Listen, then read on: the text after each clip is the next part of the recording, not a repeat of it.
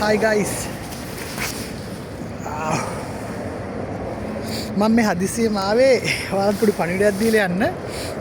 ඔයාලා දන්නවනේ කොස්ගම පොලිසිය ගාව ඉන්න සමන් ගමගේ සර්ව. ඒ සර්ගේ පාඨමාලාවක් යනවා මේ දවස්වල දෛනික භාවිතය පෝස්ට් වල එහෙම යනවා ඇති. Facebook එකෙත් යනවා සර්ගේ වැඩසටහන් ගැන. ඒ සර් නියමයි. ඇත්තටම කියනවා නම් මේ දෛනික භාවිතය එයාගේ ඉංග්‍රීසි එයා අපිට උදේ පාන්දර ඇහැරලා මූණ කට සෝදලා දත් මදින තැන ඉඳන්ම එයාගේ කෝස් එකේ අපි දවස් අවසන් වෙනකම් කරන කාර්යයන් ටික එයා උගන්වනවා ළමයින්ට. මාත් ඒ සර්ගේ කෝස් එකක් කළා රට මේ එන්න කලින්.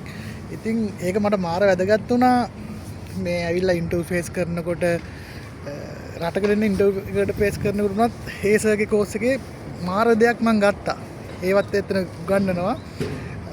දෛනික භාවිතයේ තියෙන සියල්ලම ඔයා වැඩට යන ඒවා කන්න බොන ඒවා එතන ඔයාට ඔයා ඉස්කෝලේ යන කෙනෙක් නම් ඒ ඉස්කෝලේ ඉද්දී වෙන සිද්ධි ටික රස්සාව සම්බන්ධව තියෙන දේවල් හැමදේම කවර් වෙන්න එයා කරනවා. ඒ කියන්නේ ඒක ලෝකේ මොන රටක හිටියත් එයා උගන්වන ඉංග්‍රීසි ටික කොහෙද ඉතින් අපිට භාවිතා වෙනවා.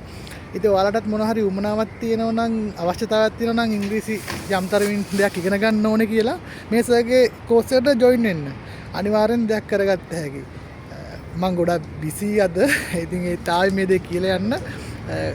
ඔයාලට ගොඩක් තෑන්ක්ස් අහගෙන හිටියට.